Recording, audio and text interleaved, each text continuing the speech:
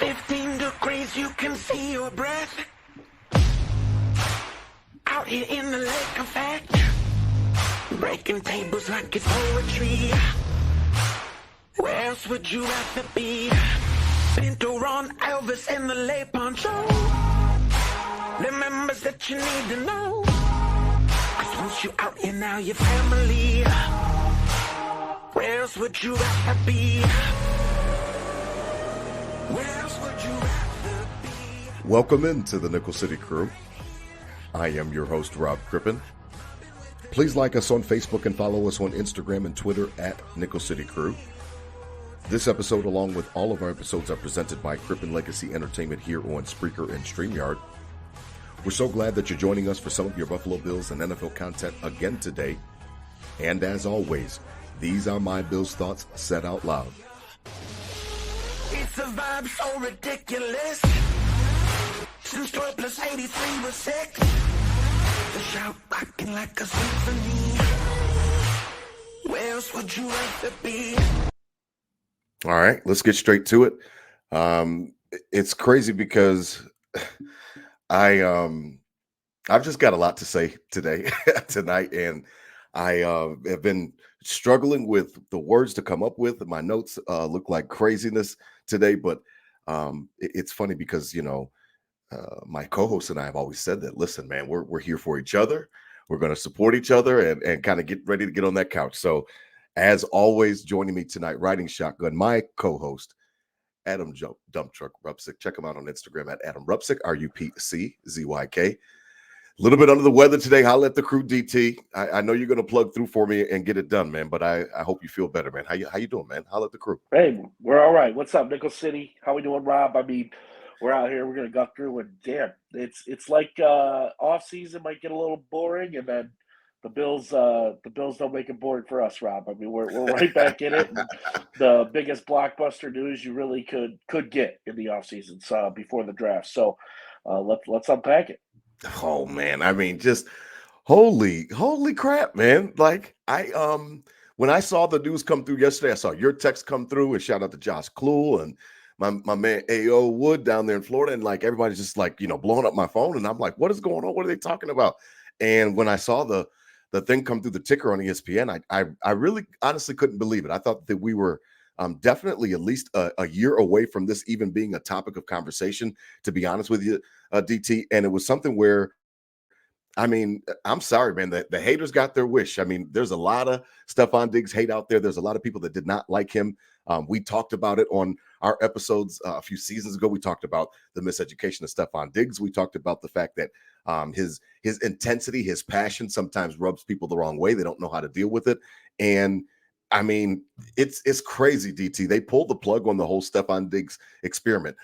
4 years in Buffalo, 3-time voted captain by his peers, and he's gone. He's out the door. I mean, it's crazy because the production was there.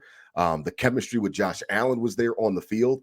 And now it's a situation where there's so many different things to unpack, like you talked about, so many different things to try to get answers to. But I'm just still stuck from yesterday on, like, I cannot believe that they traded him.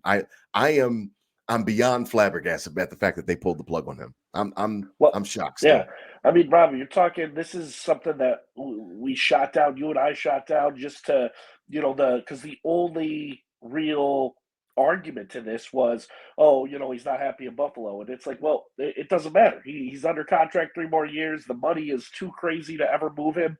Nobody's gonna take the money. It's gonna be all sorts of hassle to even get that done. So it's impossible to even talk like that. That's why we're kind of shooting it down so much in the beginning of this offseason of, and I know, you said all the time with Stephen A, talking about that and you saying nah to him. And I agree. It seemed virtually impossible, to move Stefon Diggs until it wasn't, So that's why it makes it really interesting, and that's why it wasn't teeing up for this. It wasn't.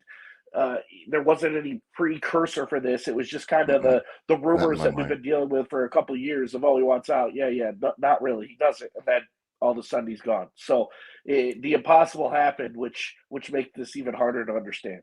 Yeah, and it was the impossible happen. It's also in conjunction with the fact that I didn't see this coming, DT, from from a necessity standpoint. And we'll get into that more tonight. But I thought that this was a situation where, you could ride this out. Like what did we just talk about as season 4 opened up? And we had Scott Reed from the K-Gun Report on, and I was talking about how I'm singularly focused on 2024, and I want to get over that hump. I want to get a Super Bowl berth. I'll let the chips fall where they may after we get to the Super Bowl, but I want to represent the conference in the Super Bowl, and I'm just so supremely focused on that and singularly focused.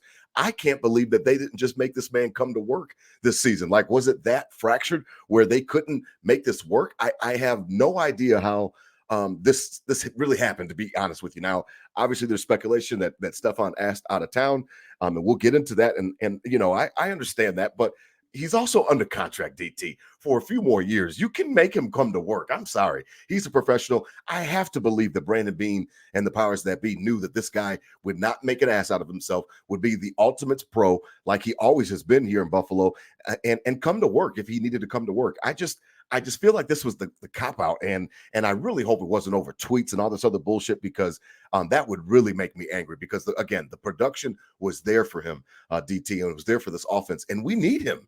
Quite frankly, right now, we need him. We have nothing else to replace this guy right now, and that scares me.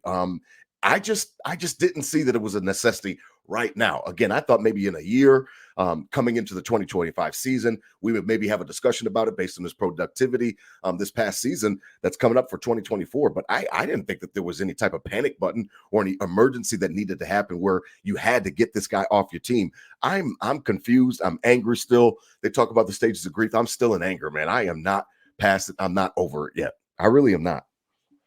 It just doesn't make sense in that regard, right? So you say, like, if it was, something serious and the drama boiled over and me just had to let loose on that, then that's not good either, because then there's no plan, right? So I think I'm in the camp of, I'm really just hoping there's a plan, and this was all kind of premeditated, and it was almost a fact of something like the gamesmanship of other teams. Nobody really ever saw this coming, so Beane kind of slid in and made this happen and has this ace up his sleeve in this plan, because that's really the only thing I can, hang my hat on, that this is okay. All the other situations on this don't really make sense. Like you said, I mean, even if you're worried about him aging, he's under contract. You could have made one more year and then moved on from him and did the same thing you did this year, next year. It would have been the same thing. Granted, they get some money, whatever, but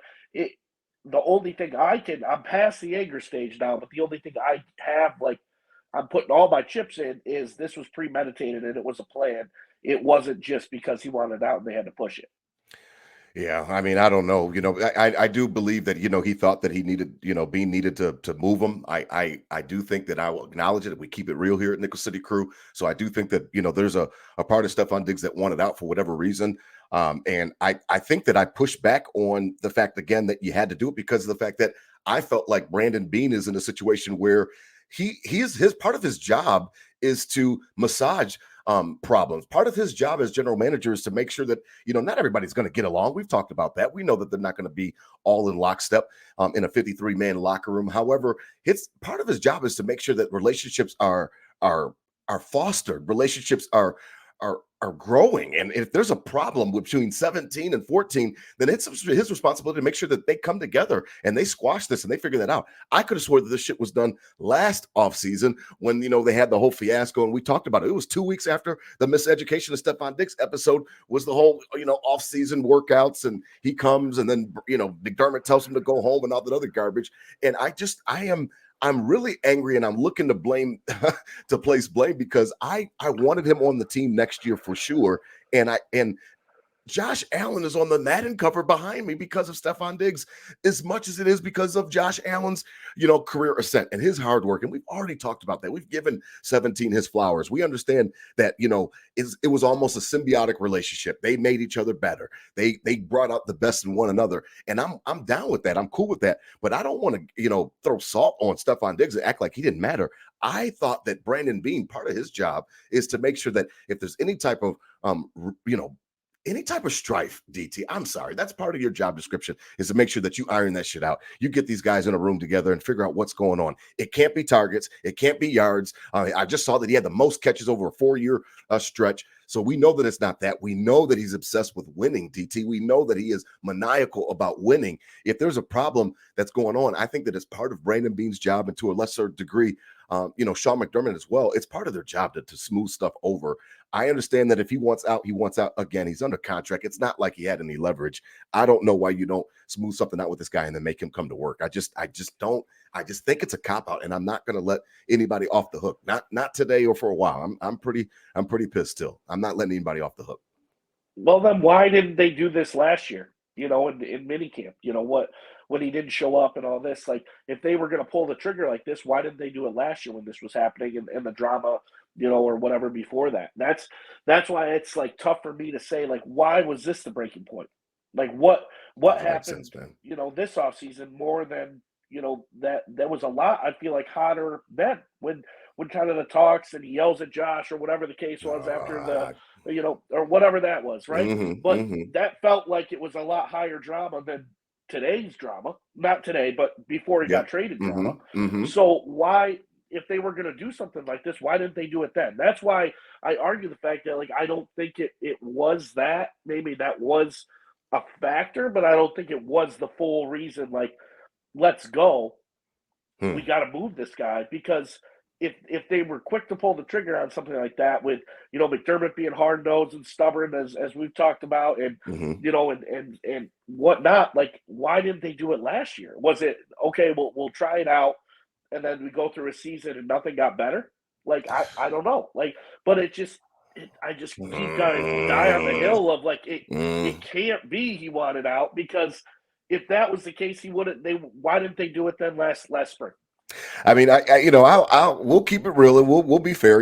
I think that, Brandon Beane was asked directly if, he asked for a trade, he wouldn't answer it. Some people have talked about how he wants to, ensure relationships for the future with, Diggs's agent. And that makes sense. That's plausible. So if he did ask out, again, I'm just in the camp of, there's more work to be done. He was quick to tell you yesterday, Brandon Beane was, that it's April. It's not September. We're not playing games right now. That way he was using that in defense of the move and how we can still make up ground. Well, if that's the case, then you had more time to work stuff out. So even if he came to you and said that he wants out for whatever reason, then you still got more time, again, to bring this guy to the table, bring 17 to the table, and figure something out.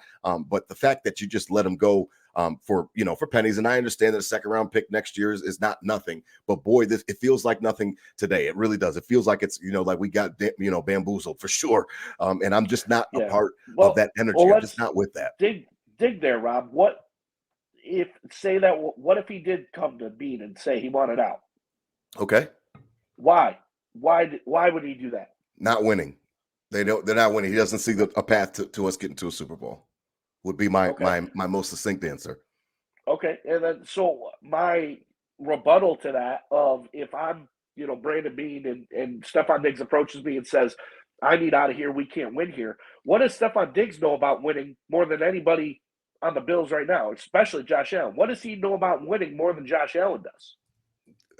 Where's what secret? He in Minnesota, they didn't win anything. He had the Minnesota Miracle. They went to the title game, but same as he did in the Bills. What does he know about winning more than anybody else? So if he's coming to Brandon Beane saying, I can't win here, you got to move me, what do you know about winning? So, like, that's why I just can't, like, it's not, I can't wrap my head that he did that, because did he really have that attitude of, like, we can't win here? Well, then where else do you think? Kansas City? That's literally the only other place you could go. Yeah, I don't know. Because it doesn't make sense. To fill that void. If you came and said we're not winning to Brandon Beane, and okay, well then where do you want to go? What do you know about winning more than Josh Allen knows about winning? They know the same. They've been to the same, so that's why I just can't get my head around that he did that he approached and said he wanted out. That's another reason it just doesn't make sense. All right. Well, I mean, we'll continue to dig into it. This is going to be an episode dedicated to Stefon Diggs once again. I've got no problem doing it. He was my favorite Buffalo Bill since he arrived. Again, the energy, the passion that he played with, it just was everything that embodies what you wanted. And I think, again, that was the reason that Josh Allen is on that Madden cover behind me, is because of the fact that he elevated the play. He demanded more. Deion Dawkins said that he held people accountable on the offense specifically. He held everyone accountable. He raised the level of play. I think that type of player on your team is just invaluable. It's just something that you can't really replicate. And that's really one of the main reasons why I was so upset when he would get slander and hate, and then people want to, dig in, try to figure out what his tweets mean and all this other useless exercises. I thought that it was always back to winning for me. I always thought that it was back to winning. And had we won more, or had we had something more to show for it than 13 seconds, I always felt like everybody would be okay with it. Everybody, including Diggs, would be okay with it. There was no type of, rifts or anything that couldn't be fixed if winning cures all. And I thought that, I just wish that we had a little bit more to show for the 4 years that we had with them. Now, the Bills are making a big time gamble, DT, as we transition a little bit. I don't want anybody to be fooled by the fact that your all-world quarterback had to sign off on this. Okay, so we'll say that again, and then you and I may disagree on it, but Brandon Beane even admitted yesterday that 17 knew what was going on ahead of time, and that he was made aware of the situation, that it could be turning in that way, and that a trade could be coming, and it might have been imminent. Listen, 17 signed off on this, whether you want to believe it or not. You can't tell me that if Josh Allen said, "Wait, what? You guys are thinking about trading Steph Diggs?" No fucking way. Do not let him go. I love him. Even if I don't love him, it doesn't even matter. Professionally, I need him on my side. I need him in the foxhole with me. If Josh Allen stands up on the table and screams that, I don't think that there's any possible way that we are here talking about this on this episode tonight, that Stefon Diggs was traded. I just don't. If you want to try to convince me otherwise, you're going to have to make a damn good case. And please join us in the comment line, in the comment section, tonight. We'd love to hear from everybody and your opinions as well. And we've got some people that we're going to be getting to as well. But DT, I'm not going to let anybody pull the wool over my eyes and let me believe that Josh Allen didn't have something to do with at least signing off on it. Maybe Diggs did one out. But Josh Allen could definitely buck that and say, "Hey, man, no, I need him. Put me in a room with him. Let me call him. Let me fly out to him," whatever the case may be. It's April, right? That's what everybody wants to keep telling me. It's April. It's not September. Let me figure it out. Let me go talk to my wide receiver one. I can't lose him. I need him right now. That couldn't have happened, or he would still be on the team, in my opinion. I think that's obvious. And then, here comes the flip-flop with my thought as we get this all, off our chest. Josh has proven that he has pull in the organization, right? With offensive coordinators, with bringing back Cole Beasley and John Brown, with signing Kyle Allen. He's proved he has pull in the organization with things like that. He likes it. It happens. Mm-hmm. So yes, if they came to Diggs and or if they came to Allen, somewhere trading Diggs, and he said no, Mm-hmm. we would like to think they wouldn't. So if he is saying yes, okay, to trade him, okay, what is that saying? What is that saying about? What's that say about your quarterback? Is that saying that he is soft, fragile? The drama was too much for him to handle, or is it saying he thinks they don't need him? Okay. I keep hearing people say that they don't need him. I keep hearing people say that they're doing this. They're doing the Kansas City Chiefs when they got rid of Tyreek Hill, and they're Josh Allen is at a level now where he's trying to prove that he doesn't need Stefon Diggs. Why in the ham sandwich, as my father would say, rest in peace? Why in the ham sandwich would you want to take away weapons from Josh Allen? What sense does that make? So even if Josh Allen thinks that he has now graduated above the most successful duo that he's ever had in his career, why would you co-sign on to that? Why would you let him think that? Why would you want that? Well, that's why I think, like I stated earlier, there has to be that plan that being set out. Hey, listen, here's the deal. We're going to move Diggs, but we're going to do X, Y, and Z. And that was good enough for Josh Allen to say, that's better. That's better. Oh, man. But we don't know what that is. God. But like you said, if he came and demanded the trade, then they didn't have a plan. But then it would be, well, then force him to stay. And if Josh Allen was completely blindsided by this, he would be like, "No, you got to stay." So that's why they came to Josh Allen and said, "This is my plan. We're doing this. We're getting rid of Diggs. X, Y, Z. We're either moving up in the draft for somebody. We're going to go get T. Higgins or whatever the case is. Right. We're going to go get Brandon Ayuk. This is how we're going to do it. But we got to get rid of 1-4 to do that." Wow. This is a massive gamble, Bills Mafia. It's a massive gamble. That draft pick has to be a home run from right off the bat. And again, when I'm talking about this, all of my rhetoric tonight is going to be focused on next year, because you can definitely tell me, and I'll definitely even get on board. Again, I started the show off by saying 2025 and beyond, I can get on board and say that this might have been the best move for the Buffalo Bills going forward for the future, Sure. not for 2024. And I'm not going to be able to get on that train with anybody else to say that, oh no, that this was, this is the best position. I heard Brandon Beane again yesterday talking about how they're not taking a step back, and anybody that knows him knows that he's not giving in and things like that, and that he, they're not trying to take a step back. They're not trying to be worse. I get that. That's what he's supposed to say. But it almost feels like they are just taking a medicine year. They're just swallowing their medicine. They're taking, all the dead cap, and they're doing all the different things that they have to do. They release all the plethora of guys that they released a few weeks ago, and it's almost like they are in a mode where they are taking their medicine right now. And I understand that for the future. I understand that you got to keep your books clean, but I do think that you should stay competitive. I do think that there's no way, and Brandon Beane acknowledged it, there's no way that we're a better team today with Steph Diggs off of it. There's nobody that can convince me that we're a better team. And this is a massive gamble. That draft pick has to hit, whether it's at 28. I see Thomas Take Sports. We love my man Ryan Thomas. He's talking about, do we draft up? Do we do something different in the draft and move up to get somebody? I don't care if it's at 28. I don't care where it is in the draft. That kid has to be a hit right off the bat. And talk about immense pressure. Talk about, a rookie coming into the league with, one of the all-world quarterbacks, top 2, top 3 in the league. He's going to have to come in. I don't care if it's Malik Neighbors. I don't care if it's Roma Dunze. I don't care who it is, Brian Thomas Jr., A.D. Mitchell. It doesn't matter. All of those guys are going to have to come in, whoever they draft, and they're going to have to be like hits, like right off the bat. And I think that scares the hell out of me, man. That scares me. Yeah. I'm sorry. One of the main reasons. Pressure. Yeah, because one of the main reasons why we did the Stefon Diggs trade to begin with was the fact that we wanted the known commodity. Yeah. We wanted to know what we were getting. We knew that we were getting a talented, passionate receiver who obviously was upset in Minnesota that he wasn't getting as many targets and that the team looked like it was going to be more run heavy. We go, Brandon Beane pulls off a great move, one of the greatest trades besides Cornelius Biscuit Bennett in the history of the Buffalo Bills. One of the greatest trades ever was for Stefon Diggs, and you see the fruit that it bore, and I mean, that's why we did it, was because of the fact that we knew what we were getting. You don't know what you're getting with a rookie. Everybody can say they want Justin Jefferson. They don't know if they're getting Justin Jefferson. They don't know if they're getting another bust. They have no idea. And that scares the hell out of me, DT. It scares me, man. Period, man. I am worried about 2024 officially. Granted, the last couple of years, the receiver classes have been stout, right? Sure. These dudes have come in and produced, but it is still a massive gamble. And then if you do something like trade up big to get one of those big guys and they don't work out, you're behind the 8 ball, past 24. You're behind the 8 ball 25, 26, 27 when you don't have first round and second round picks. Right. So, which is why I'm not in favor of trading up. Mm-hmm.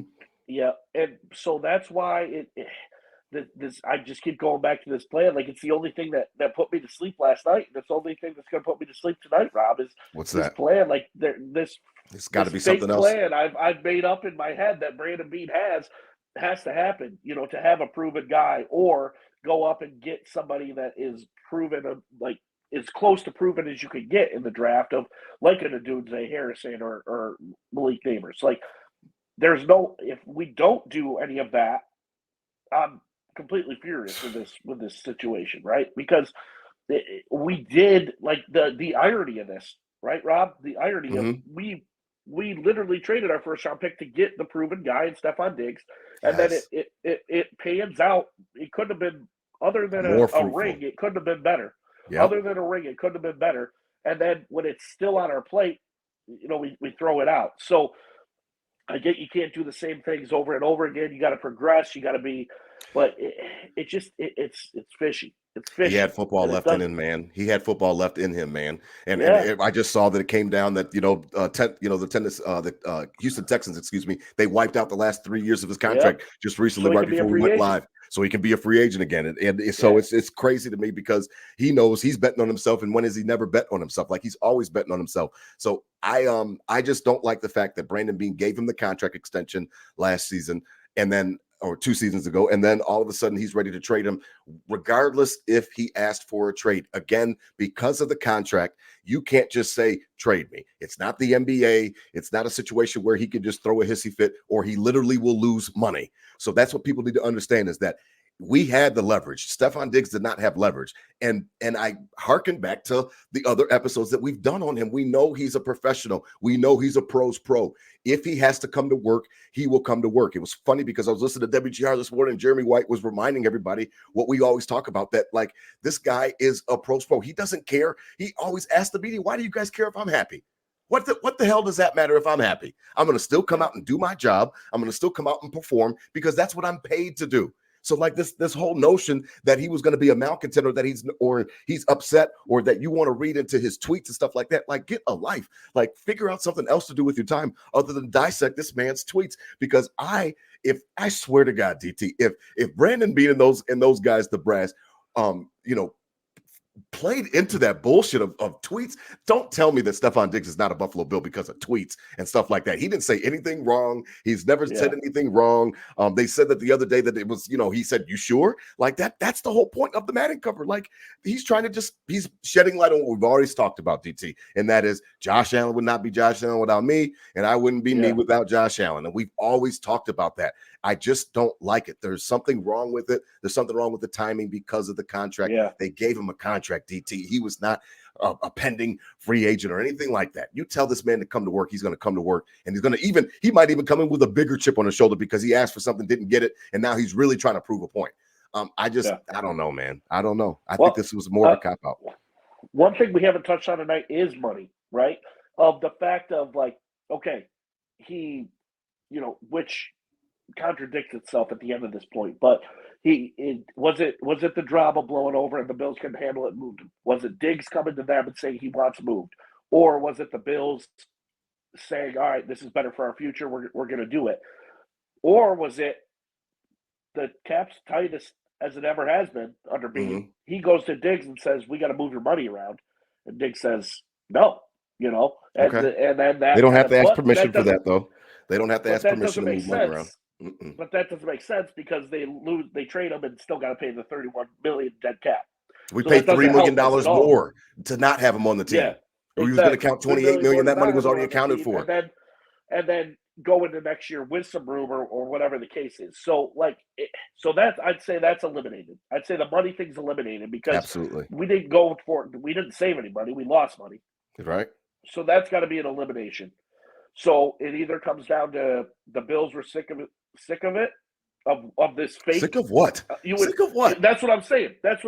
You and I's this fake narrative, this fake narrative that you and I hate, but it's unfortunate that majority of the fan base, and who knows if it's leaked into the building, see and feel this fake BS of this diva that we've had episodes and episodes to, decline. It's either that, Diggs coming to them, or the Bills having a future plan, and this was just part of the plan. It's only those three options. And respectfully, Marty, 41-143. I disagree, man. Like, I mean, it says, he's talking about how, Allen did everything to make him happy. Not everything, clearly. And it wasn't anyone's fault other than Diggs. Listen, I understand that Diggs, rubs people the wrong way.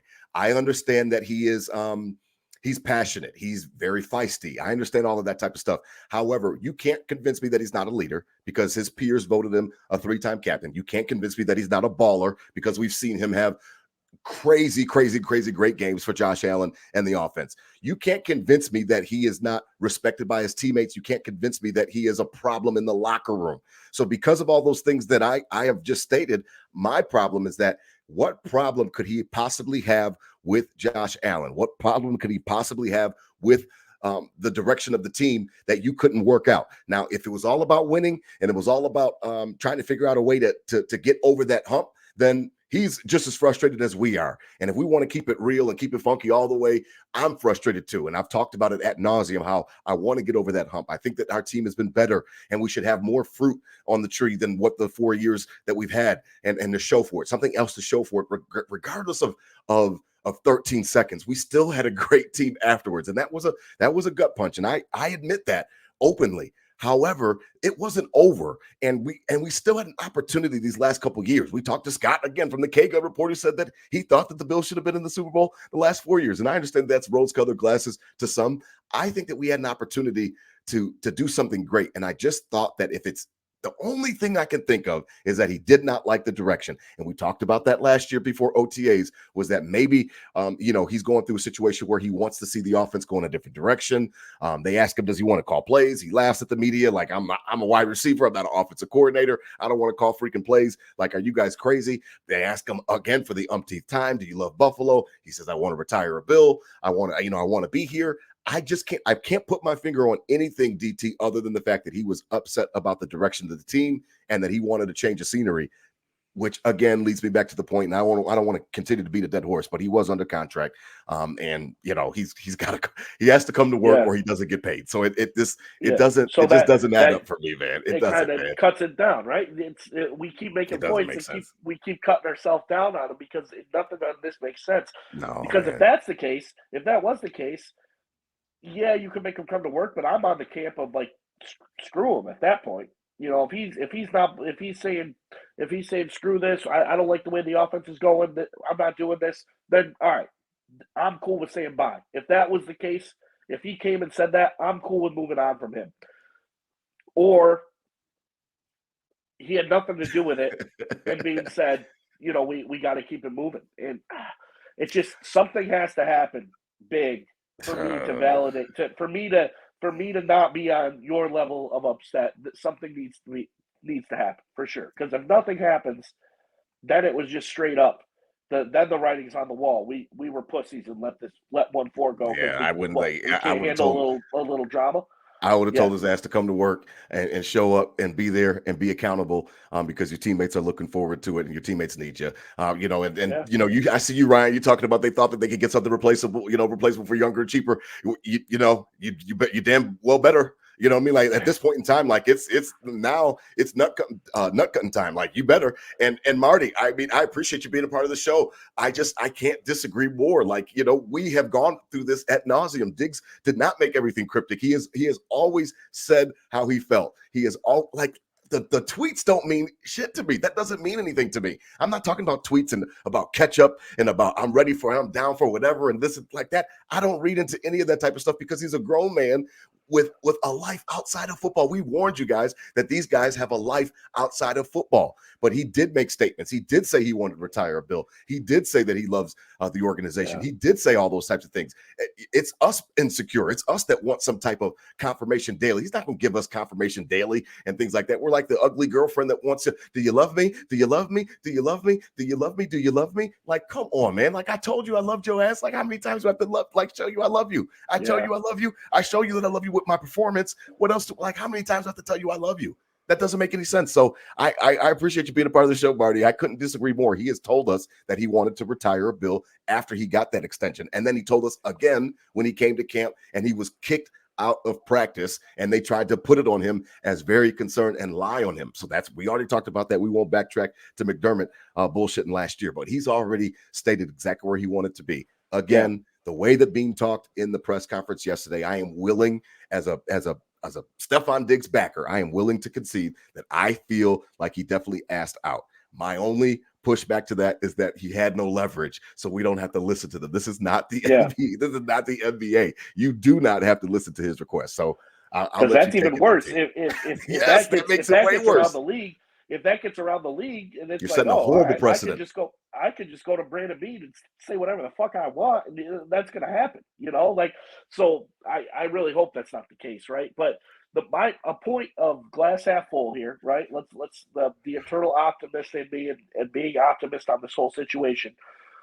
All right, if Diggs is there and kind of the harder nosed competitor on the team, right, holding people accountable in that regard of being not a jerk per se, but like the Michael Jordan-esque, coming to practice every day with like that, like the Kobe Bryant-esque. That chip. If you're not working hard, like you're shit. Like, this is like, I'm going to get in your face and tell you that. And he kind of had that aura about him, which is good. I think every team needs that.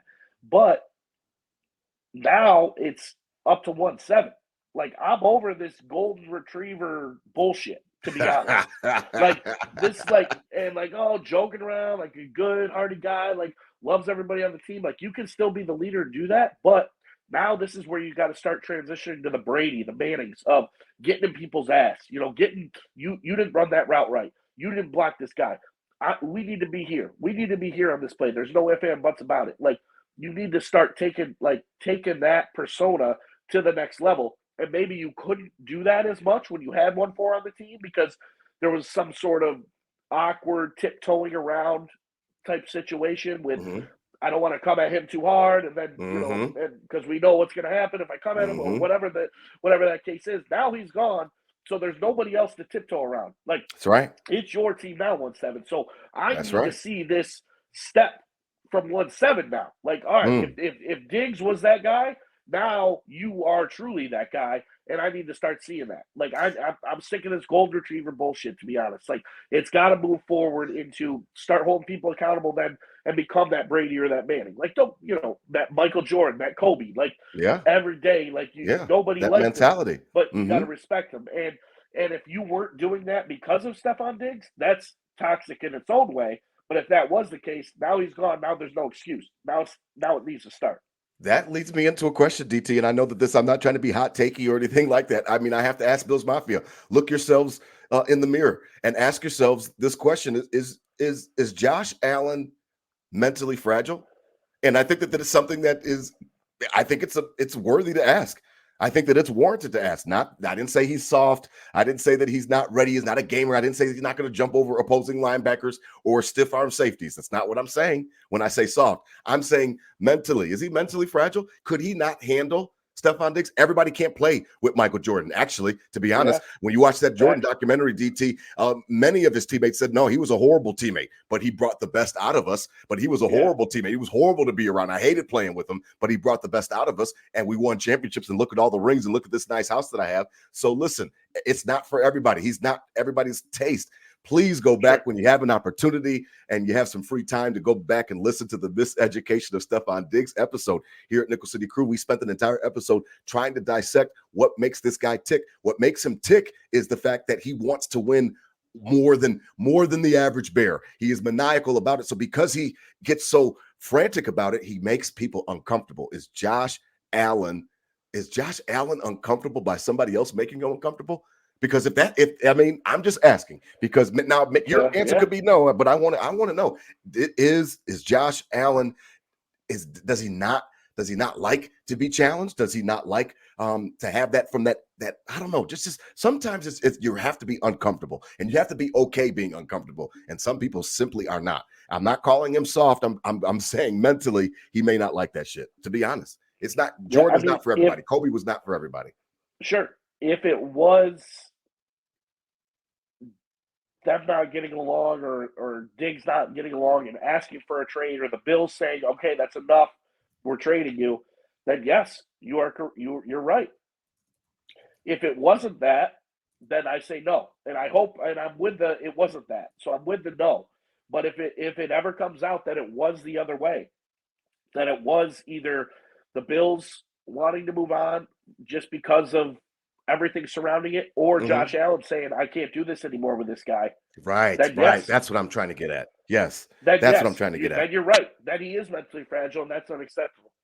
But I just don't like that mentality. If it is true, again, I'm not accusing our quarterback. I know that Josh Allen brings out the fury in everybody, and I know that everybody loves him, but I want everybody to understand that I am talking about everything tonight from the premise of 2024.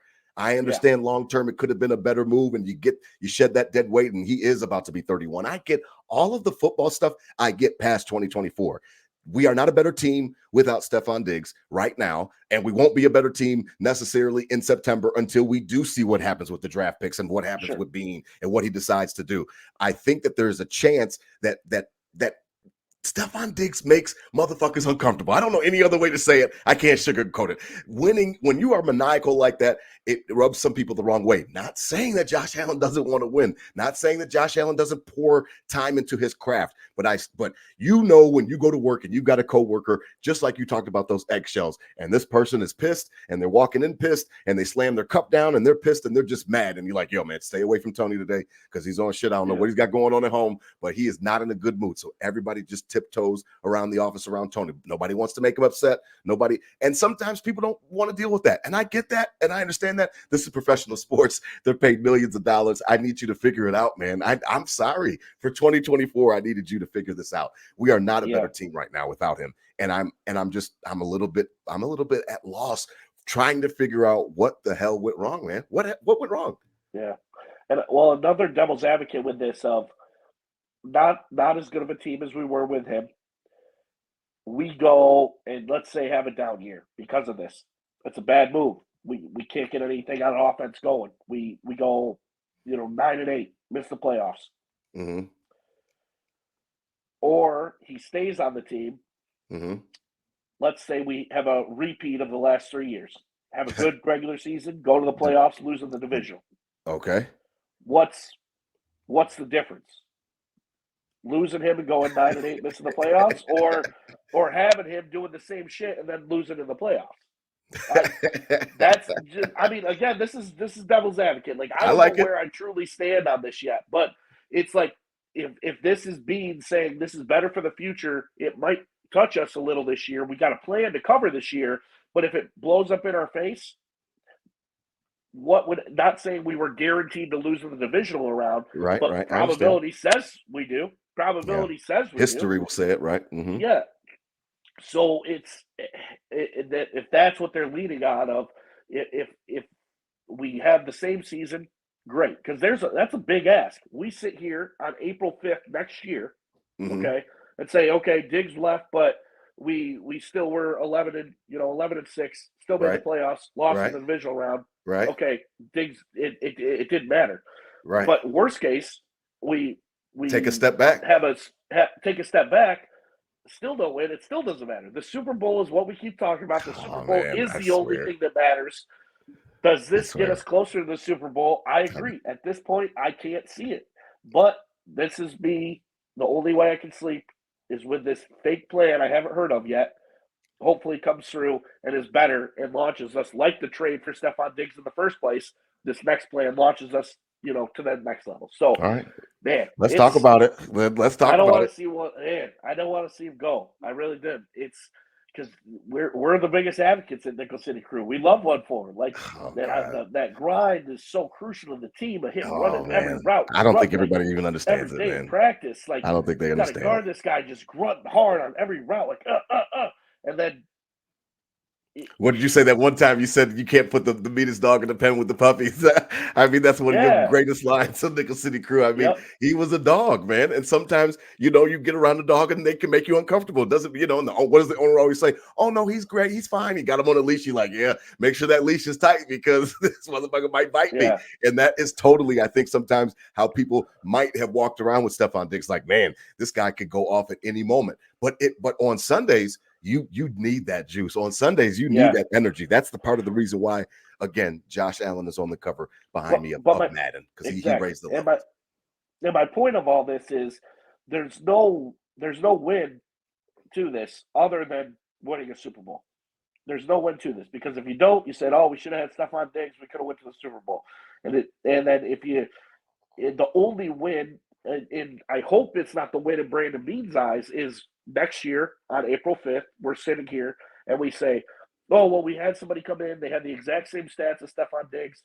We had a great year. We won the AFC East, but we lost in the playoffs. Like that. I hope he's not seeing that. You now need two guys, though, because you need somebody to play stuff and win.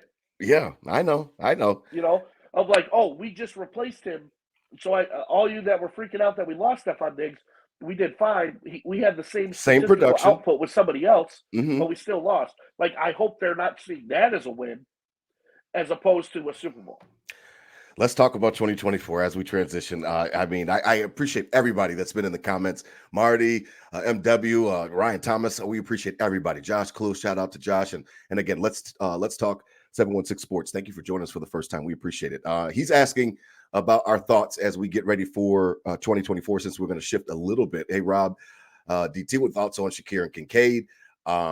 It's funny because what I meant by the two comment, to be honest, is that you need now somebody to replace Stefon Diggs, and then you also need somebody who was going to be the other guy that was going to be replacing Gabe Davis. So I don't know if you had a different feeling on it, but I didn't think that Curtis Samuel, the way that his versatility works, he can be moved around all over the offense, but that isn't a clear-cut X receiver, that big body, somebody that can stand up there on the outside and go get it. So I wanted somebody like that.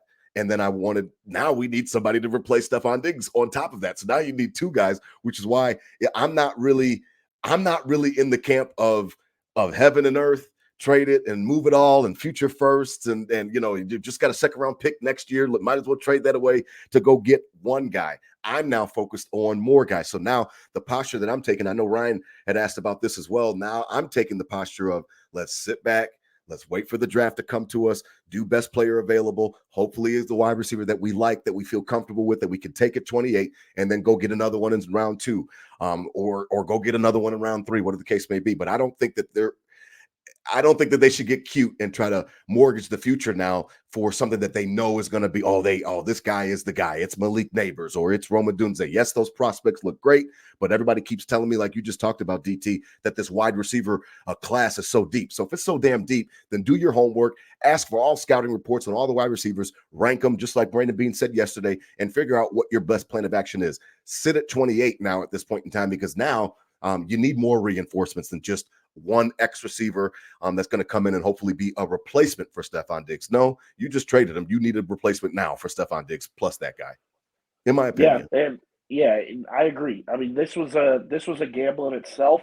So I was more for the trade up before this trade than after, right? Like I was like, yeah, we got the capital. Let's move up. Let's get somebody.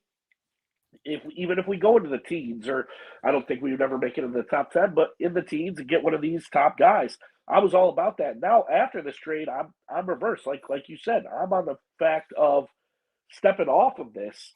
Like I want to keep all our capital we can, stay at 28, and build off that. For the future. So much pressure if you get that shit wrong. Next year looks good with that second. I mean, what we got for him. If it was the end of his contract and he was, beautiful, Keenan Allen, beautiful. Okay? His age plus money, beautiful. Got a second round pick. It's not this year's draft, next year's draft. We get it, but beautiful. He's aging. I don't have any problem past 2025. We could have talked about this next year. I'm with you on that, but not for 2024. Yeah, that's why it's tough to get. But man. Yeah, I'm on the stay at 28 trade now more than ever, because we got to keep all those assets that we need to start picking and hitting on them. And those other guys are going to have to elevate. Kincaid and Shakir are not, going to have to come up and play big. Justin Shorter, Marty says it. Yeah, big upside. Now we got to see it. He was the man back when he was coming out of high school. I don't know what he's doing now. So yeah, you got to see it, man. Elevate. It's hard. I think that Kincaid is an intriguing prospect. I was really happy to see him come in. I think that he's got a tremendous amount of ability. He's a little bit of a late bloomer, but I think that, last year showed us the glimpses that he could be your true slot receiver. He's definitely a more dynamic Cole Beasley. And then when it comes to Shakir, I'm talking about Shakir, excuse me. And then Kincaid, Kincaid is he's fun. He's fun to watch.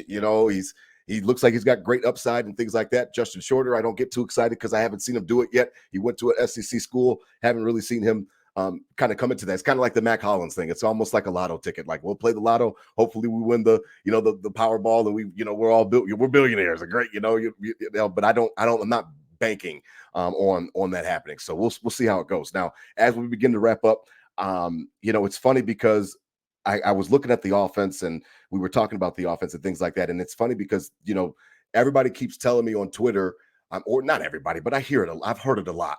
The last few days, DT, is again that KC model. Well, Mahomes proved that he didn't need Hill, and that's what the Bills are doing. And I think that you are playing with such hot fire. I think you're getting ready to put your hand on a hot stove if you do something like that, because not only does Mahomes, he has so many different advantages that Josh Allen does not. And some people like to get mad at me when I say that, but I'm being honest with it, man. He's got an all-time great offensive coordinator in his head coach. somebody that devises up great plays and beautiful. I mean, we're seeing Super Bowls where guys running wide open for game-winning catches and 2-point conversions. They're just doing whatever they want to do due to Andy Reid.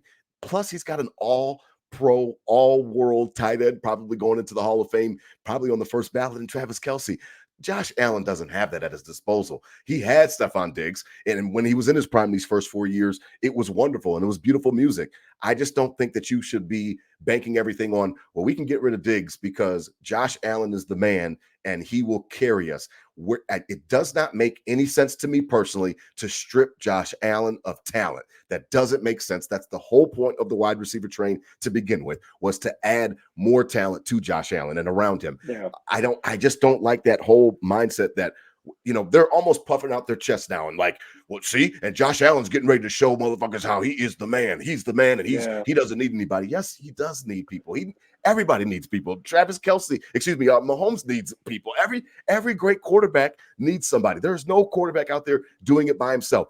Well, how did Lamar Jackson just win his second MVP? It was because they surrounded him with, Zay Flowers, and they brought in Beckham, who didn't do much, but you get the point. They had a lot of different weapons around him where they were trying to insulate him so that he didn't have to just run around and do everything on his own. I don't want to see Josh Allen running around forever. It's not going to last forever. We are now in phase 2 of his career. Man, surround him with weapons. I don't understand this whole moniker where we puff out our chest and say, we've got an all-world quarterback. He's on the cover of Madden. Let him just go jump over linebackers all day, and he'll prove that he didn't need Steph Diggs. That is so ignorant to me because you want to surround these guys with talent, not take away talent. The logic just doesn't make sense to me. It doesn't. And that's a hypocritical point, right? Because those are the same people that are going to say in the season when the offense gets stale of, oh, we don't have enough weapons. We don't have enough weapons. Everyone that's why the wide receiver chain exists. Yeah. We're taking defensive players in the first round because, we're not giving, Josh any weapons. And Aaron Rodgers never got talking out of both sides of their mouth. And Aaron Rodgers never got any weapons in Green Bay. Well, Aaron Rodgers has won Super Bowl fucking 30 years ago. That's a great point, Rob, and that's. I just see like a lot of bravado. I don't get where it comes from. Hits my optimism point a lot because you're right. I mean, he lost Tyreek. He lost Tyreek Hill, all world. Yeah, but he still has Travis Kelce, who's been proven all world and the best offensive coach probably ever. And we have the opposite. We have not an offensive coach, a first or second year offensive coordinator, and now just took away the best weapon. So you better hope Josh Allen is that Superman that we talk about, and because if not, you're going to see the decline, and then it's going to be, well, why don't we have any weapons? Well, because you traded away 1-4. Well, yeah. Again, everything for me coming from the 24 outlook. So as we begin to wrap up tonight, DT, I appreciate your time. I know you've been a little bit under the weather. How do you feel about 2024 now? How do you feel about it now? Now, again, I know you talked about a master plan. I know that Beane said that I'm not giving in, and he let the fan base know that he's not giving in and all the other good stuff. How do you feel about 2024 now? I will admit that I am less optimistic today than I was prior to Stefon Diggs being traded. I will also admit that part of that is because of the fact that I talked about we need 2 weapons now. So it's not just one. It's not just one guy to come in and we're bringing him and he's going to learn underneath Stefon Diggs, and he's going to get better, and he's going to learn route tree, and he's going to learn different mentality and how to practice all that other stuff as a rookie, which is hard enough to assimilate yourself to the league. But now you need 2 guys to hit. And I'm more nervous because it's really hard to get 2 guys to hit as opposed to just one. The draft's a crapshoot anyway, so I acknowledge that. There's no guarantees regardless, and we get that. How do you feel about 2024 now? Because I will admit I'm less optimistic today than I was 2 days ago for sure. Yeah, it's tough. I mean, I'm sticking with that. Beane's got a plan that's going to stick out, that is going to be significant. Okay, I get it now, and so I'm sticking with that. So I'm there, but I also kind of like that now. The Bills, I think, are going to start to shadow under the radar a little more. When we were in the spotlight these past couple of years, it's been fun. Like, we bitched for years that the Bills were never on ESPN. Nobody pays attention. About the Bills. And now all they do is talk about the Bills, and the pressure's there. But that also comes with narratives about the receiver being a diva. Is your quarterback not getting along with them? Is this there's all this extra BS we've had to cover over the Okay. past 3 years because we've been the favorite. We've been in the spotlight.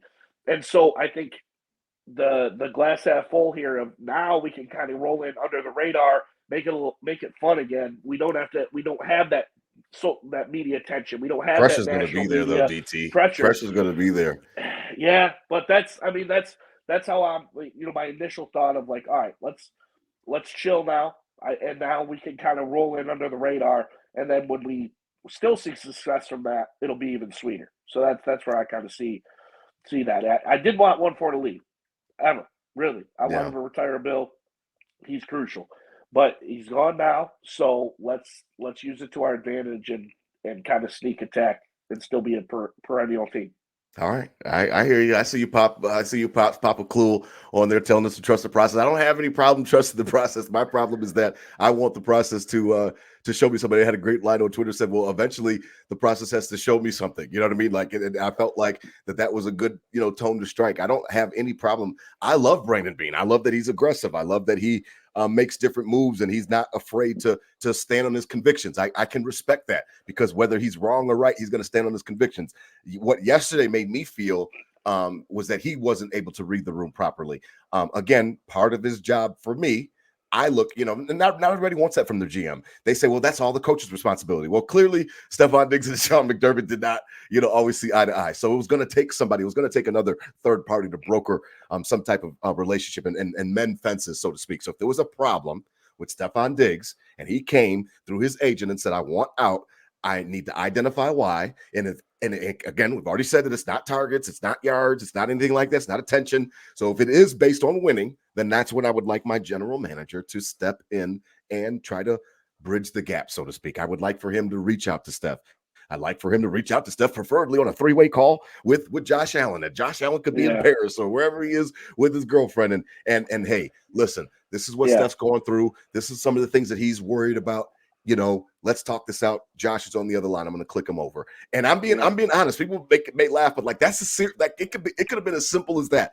Doesn't mean that everything's just patched up. Doesn't mean that everything is going to be perfect and rosy. However, there has to be an understanding that, listen, man, you're under contract. We do need you, Steph. Maybe this is something we could talk about next year or something like that. But we need you, man, to help us go win a Super Bowl. And I'm not going to be able to acquiesce to your request. So I need you to get on board. And if you're not on board, then let's work this out and let's talk about it. And that's where the GM, I just need him.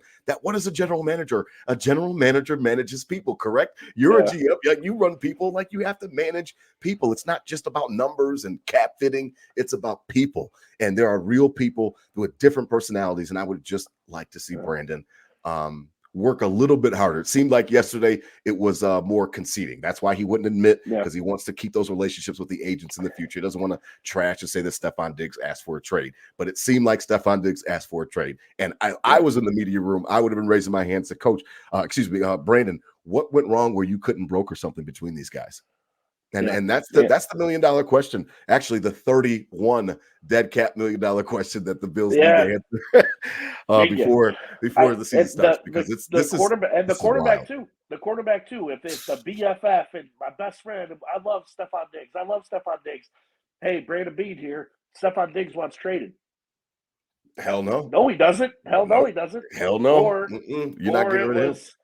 It was who said that? Josh said, who said that? Yeah. Steph's agent just called me. Okay, no problem. Hang up the phone and get on the phone with Steph yourself, man to man. Like, yo, man, I know you love me, man. I love you too, bro. Like, what's up, man? You don't want to play with me no more? Like, come on. Like, man, I can't stand McDermott. Better than me. Yeah, exactly. Yeah, okay. Don't even worry about McDermott. You don't even have to talk to McDermott next year. Okay, it's me, you, and Joe Brady. Like, don't worry about Sean. You know what I mean? Ignore his ass every time you see him. So that didn't happen. No, and he would still be a Buffalo Bill, I believe wholeheartedly, if Josh Allen would have stood up for him and said, "Hey, I need him on my team." If he said, "I want out," this is that scenario. Yeah, absolutely. I think that Josh Allen could have stepped in and made a difference, and maybe, just maybe, Josh was sick of it again, which led back to my other point: is he fragile? Mentally, is he in a situation where I don't really like? It's just annoying dealing with this guy, man. I mean, it could be annoying, but look at the production more Yeah. catches than any other receiver in the league since you got him on your team. You're on the cover of Madden. You've got all these different endorsements. I see him on commercials all the time. I mean, come on, man. Like sometimes it's worth it. Sometimes, you know, the shit that you have to deal with is worth it. And I don't know, again, and nobody knows in Bills Mafia. Again, don't forget, as we get ready to wrap up, nobody goes to work with these guys. So we're all speculating to a certain degree. Nobody goes to work with these guys. We don't know exactly what happened. We don't know exactly what was said. But I'll stand firm that if Brandon and Josh Allen specifically wanted this to be different, I think that it could have been a little bit different. I really do. I'll stand on that. Bills Texans week 1. Oh my gosh. Oh my goodness. And it's in Houston, right? Isn't it? Yeah. It's definitely getting ready to get juicy. So we'll see. Brandon Beane has a time. He told us yesterday that we've got time. So we'll see what kind of masterful plans that he comes up with. Just saw today come through on the wire that Lyle Collins signs with the Buffalo Bills. We saw that. So that should be interesting as well. Somebody said that they gave him starter money. So what does that mean for Spencer Brown? I don't know.